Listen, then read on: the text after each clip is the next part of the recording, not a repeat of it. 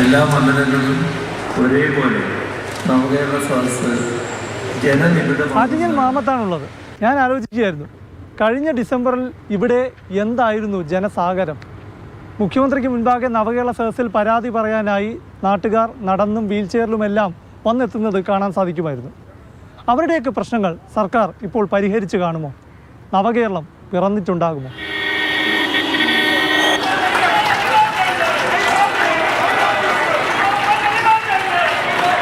നിസാർ എന്നാണ് പേര്. എനിക്ക് ഉമ്മ ഇല്ല, പാപ്പ ഇല്ല, എനിക്ക് വീടില്ല, സ്ഥലമില്ല, വാടകയ്ക്കാണ് താമസിക്കുന്നത്. വാടക കൊടുക്കാൻ നിവൃത്തിയില്ല.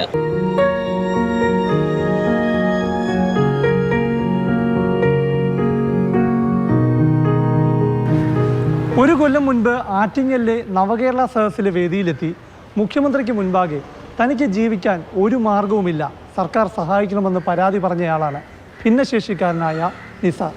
അദ്ദേഹം ഇപ്പോൾ ഈ ലോഡ്ജ് മുറിയിൽ താമസിക്കുകയാണ്. അദ്ദേഹത്തിൻ്റെ പ്രശ്നങ്ങൾ സർക്കാർ പരിഹരിച്ചോ എന്ന് പ്രേക്ഷകർ കാണണം. നിസാർക്കാ, നമസ്കാരം. എവിടെയാണോ താമസം? നവകേരള സദസ്സിൽ പരാതി കൊടുത്തിട്ട് പരിഹാരം ആയില്ലേ? ഇതുവരെയ്ക്കും ഒരു തീരുമാനവും ഉണ്ടായിട്ടില്ല. എൻ്റെ കൈയും കാലും എല്ലാം ഈ വീൽ ചെയറാണ്. വീൽ ചെയറിലാണ് പോക്കും വരവും എല്ലാം.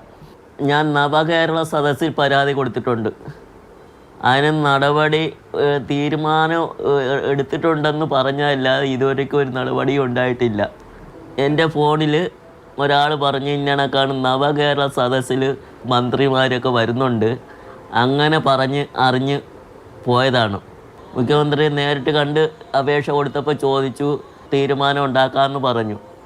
ഇതുവരേക്കും യാതൊരു നടപടിയും ഉണ്ടായിട്ടില്ല. മറുപടി ഫോണിലാണ് വന്നത്.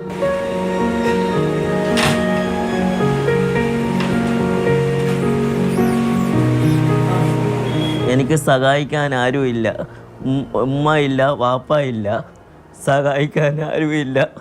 അങ്ങനെ ആരും ഇല്ലാത്തതുകൊണ്ട് നോക്കാൻ തയ്യാറായി 2 മാസമായിട്ട് ഒരു പെൺകുട്ടി തയ്യാറായി വന്ന്, അതാണ് ഇപ്പം എന്നെ നോക്കുന്നത്.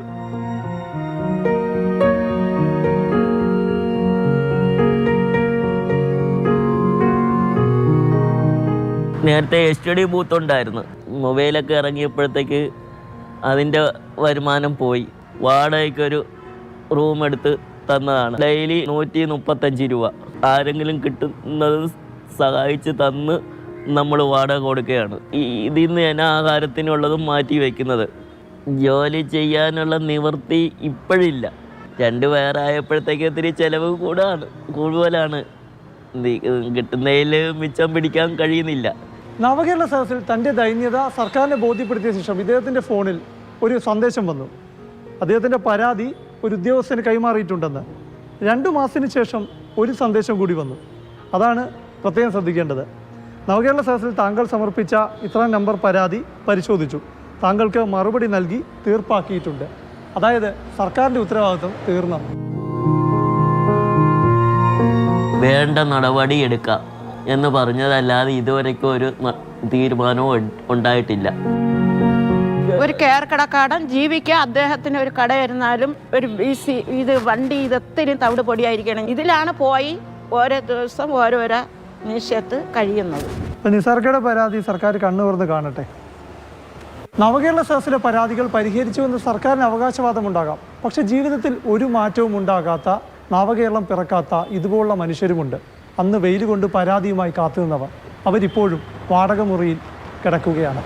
ഇവരുടെ പ്രശ്നങ്ങൾ സർക്കാർ കാണണം. എന്നാൽ മാത്രമേ നവകേരളം പിറക്കൂ.